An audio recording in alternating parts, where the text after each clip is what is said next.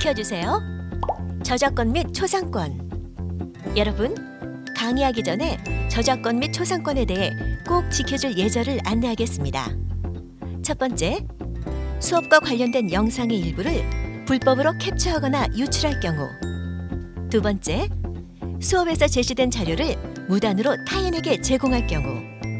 세 번째, 수업 관련 영상이나 내용을 타인 또는 타반에게 보여줄 경우. 학생들도 법적으로 문제가 될 수 있음을 알려드립니다.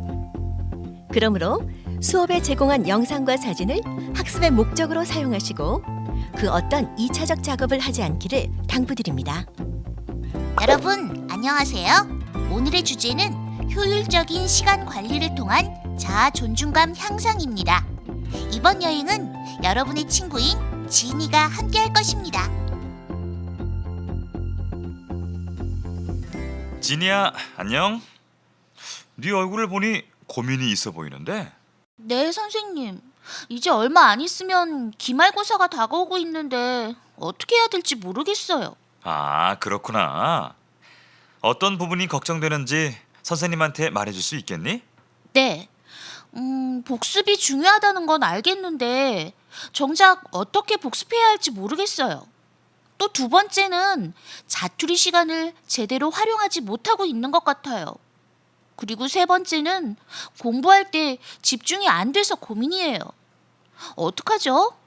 선생님, 혹시 제 고민을 해결할 수 있는 방법이 있을까요? 그런 고민이 있었구나. 네 고민을 선생님한테 얘기해줘서 고마워. 고민이 있을 때 주변 사람들에게 도움을 요청하는 태도를 칭찬해주고 싶네. 네, 감사합니다, 선생님. 그래, 너의 고민을 정리하면 주어진 시간을 효율적으로 사용할 수 있는 방법이 궁금하다는 것 같은데, 맞아? 네, 선생님. 제가 시간을 좀 더 효율적으로 사용할 수 있다면 현재보다 성적을 좀 더 올릴 수 있을 것 같아서요. 그렇구나. 자, 그럼 이번 여행을 통해 분명히 네 고민이 해결됐으면 좋겠구나. 고민이 해결되면 분명 학업 성취도가 향상되고 만족감이 높아질 거야. 그러면 자신감도 생기게 될 거고 더불어 자아 존중감도 높아질 거야. 자, 그렇다면 선생님과 같이 효율적인 시간 관리에 대해 알아보는 시간 여행을 떠나볼까? 네, 선생님. 좋아요. 이번 여행이 제게 의미 있는 시간이 될 것 같아 기대됩니다. 오늘의 학습 목표는 첫째, 효율적인 복습 시간 관리 방법 찾기. 둘째, 자투리 시간 활용 방법 찾기. 셋째, 집중력 높이는 시간 관리 방법 찾기입니다. 지니야, 공부를 잘 하려면 시간 관리가 정말 중요하단다. 그래서 선생님이 오늘 지니에게 1초의 시간도 매우 귀중하다는 일화를 소개할까 해. 네, 선생님. 어떤 이야기인지 빨리 듣고 싶어요. 평생 시계 만드는 일에 종사한 사람이 있었단다. 그는 아들의 성인식 날 손수 만든 시계를 선물했대. 그런데 그 시계는 여느 시계와는 다른 특별함을 지니고 있었단다. 시침은 동, 분침은 은, 초침은 금으로 되어 있었던 거야. 시계를 선물 받은 아들이 아버지에게 시침이 가장 크니까 금으로 만들고 가장 가늘고 작은 초침은 동으로 만들어야 하지 않나요? 라고 물었단다.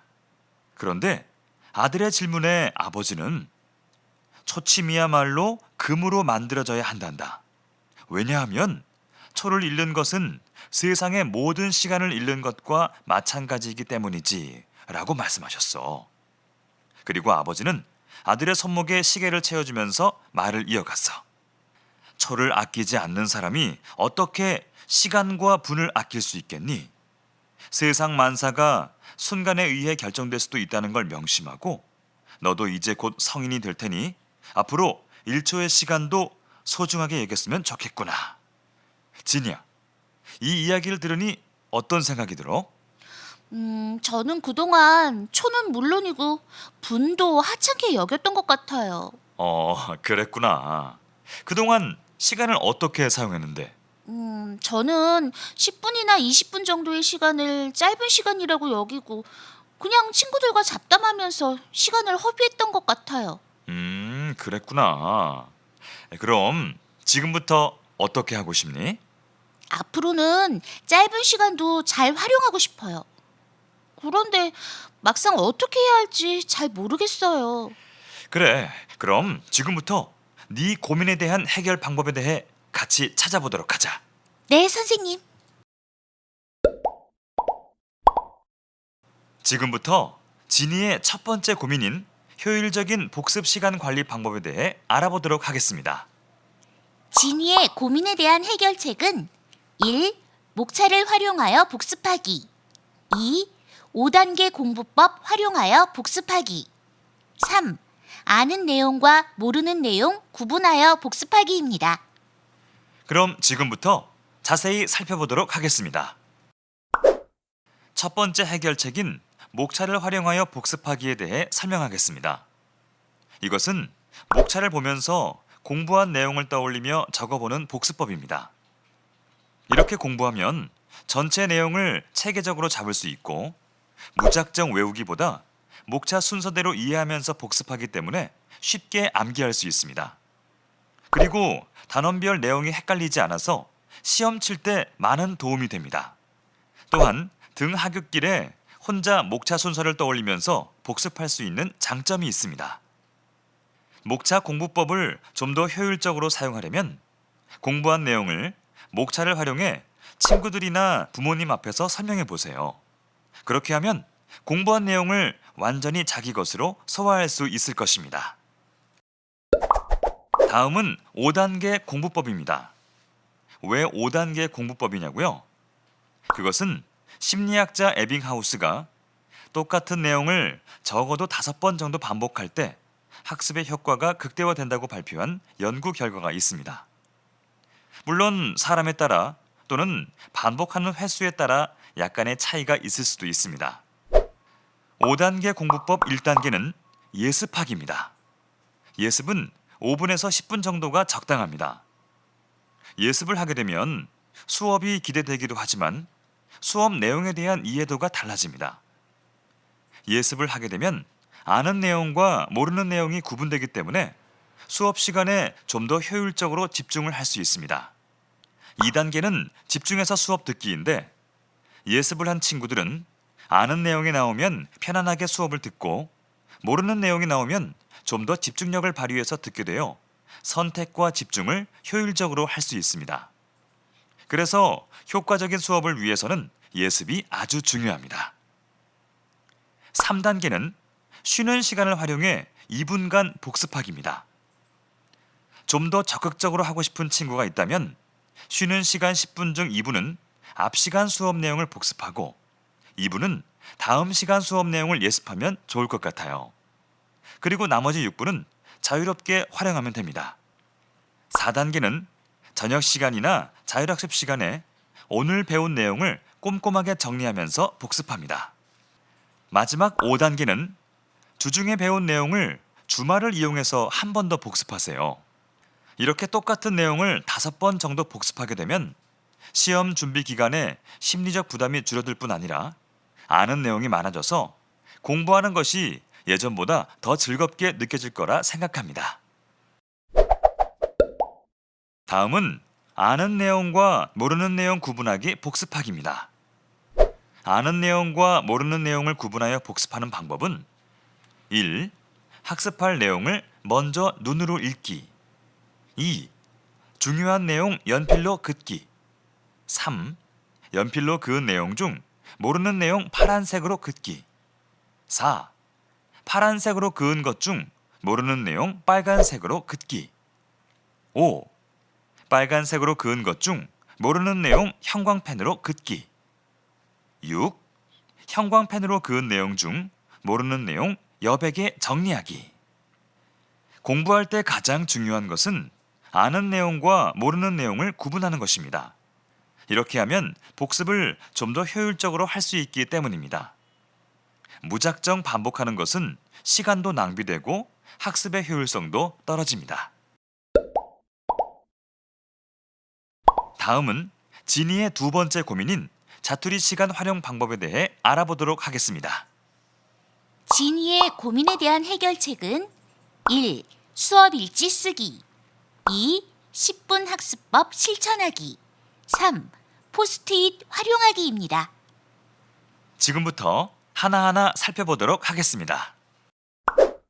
다음은 자투리 시간 활용 방안 첫 번째, 수업 일지 쓰기입니다. 수업 일지 쓰기는 먼저 자신이 좋아하는 스타일의 노트를 준비해야 합니다. 왜냐하면 매일 사용하는 것이기 때문에 노트의 디자인이나 표지가 마음에 들면 수업 일지를 쓸 때마다 기분이 좋아질 것이기 때문입니다. 이렇게 노트를 준비했으면 노트의 오른쪽 위에 날짜와 요일을 쓰세요. 그리고 시간표 순서대로 수업한 내용을 쉬는 시간을 이용하여 기록하면 됩니다. 쉬는 시간에 기록하게 되면 방금 수업한 내용을 반복하는 효과를 통해 학습에 대한 이해를 높이기도 하고 10분 쉬는 시간을 적극 활용하게 되어서 일석이조의 효과를 볼 수 있어요. 좀 더 효율적으로 사용하고 싶다면 노트에 수업에 대한 궁금한 점이나 중요한 내용을 표시하면 시험 공부할 때 많은 도움이 되지 않을까요? 물론 궁금한 점은 선생님이나 친구들에게 물어 그날 해결하는 자세가 중요합니다. 다음은 10분 학습 실천하기입니다. 이것은 자투리 시간이 주어졌을 때 그 중에서 10분을 활용하여 학습하는 것입니다. 10분이라는 시간을 정해놓고 공부하게 되면 좀 더 긴장감을 가지고 공부할 수 있답니다. 그리고 매일 아침에 일어나서 그날 공부할 양을 정해놓고 하루를 시작하는 것입니다. 예를 들어 2시간의 자율학습 시간이 주어졌을 때 보통 2시간 정도의 공부를 할 수 있다고 생각하고 그 시간을 느긋하게 활용하는 경향이 있어서 결국은 2시간을 제대로 활용하지 못하는 경우가 많습니다. 이때도 쉬는 시간 10분을 활용하듯이 시간과 과목, 공부의 양을 정해놓고 공부하면 시간을 효율적으로 사용할 수 있습니다. 그리고 책상 위에 시계를 준비해 놓고 시간과 학습량을 체크하면서 공부하면 집중력과 기억력을 높이고 학습량을 증가시키는 효과가 있습니다. 포스트잇 활용하기는 1단계, 포스트잇에 중요한 내용 메모하기 2단계, 눈길이 자주 가는 곳에 붙이기 3단계, 다 익혔을 땐 다른 것으로 교체하기입니다. 예를 들어 책상 위나 식탁 옆 또는 화장실 벽면에 꼭 외워야 할 내용들을 붙여놓고 대화 중이나 화장실을 이용할 때 짬짬이 흘깃흘깃 쳐다보기만 해도 그 내용이 익숙해져서 암기하는 데 많은 도움이 됩니다. 그리고 이렇게 짬짬이 공부한 내용은 잘 잊어버리지 않는답니다. 다음은 진이의 세 번째 고민인 집중력을 높이는 시간 관리 방법에 대해 알아보도록 하겠습니다. 진이의 고민에 대한 해결책은 1. 모닝 트리플 공부법 2. 스톱워치 활용하기 3. 충분한 수면 시간 확보하기입니다. 지금부터 하나하나 살펴보도록 하겠습니다. 모닝 트리플 공부법은 아침 시간을 이용한 읽기, 말하기, 쓰기 공부법입니다. 누구나 한 번쯤은 아침에 일찍 일어나 공부하려고 마음먹었다가 졸음을 이기지 못해 잠들어 버린 경험들이 있을 것입니다. 이때 읽은 내용을 보지 않고 말해보고 말한 내용을 쓰는 활동을 함으로 졸음도 깨우고 딴 생각도 하지 않게 됩니다. 뿐만 아니라 반복 학습을 하게 되므로 학습한 내용을 오랫동안 기억하게 되는 효과도 있습니다. 모닝 트리플 공부법은 다음과 같이 단계별로 진행됩니다. 1단계는 교과서를 집중하며 읽기입니다. 이때 중요한 부분에 밑줄을 쳐도 좋습니다. 2단계는 교과서를 보지 않고 남에게 설명하듯 말하기입니다. 3단계는 연습장에 교과서 내용을 안 보고 전부 써보기입니다. 다음은 스톱워치 활용하기인데 대부분의 학생들이 주말과 같이 시간이 많을 때일수록 시간을 생각보다 많이 허비하는 경향이 있습니다. 이때 스톱워치를 활용해서 공부하면 주말 시간을 좀 더 효율적으로 사용할 수 있습니다. 무작정 오늘 10시간 공부해야지 하는 것보다 스톱워치를 활용하여 시간을 30분이나 50분 단위로 끊어서 사용하게 되면 시간을 좀 더 효율적으로 사용할 수 있다고 봅니다. 이렇게 스톱워치를 활용하면 시간을 느긋하게 사용하려는 태도나 다른 것에 대한 유혹, 즉 게임에 대한 욕구나 SNS 사용, 인터넷 서핑에 대한 욕구를 떨쳐낼 수 있습니다.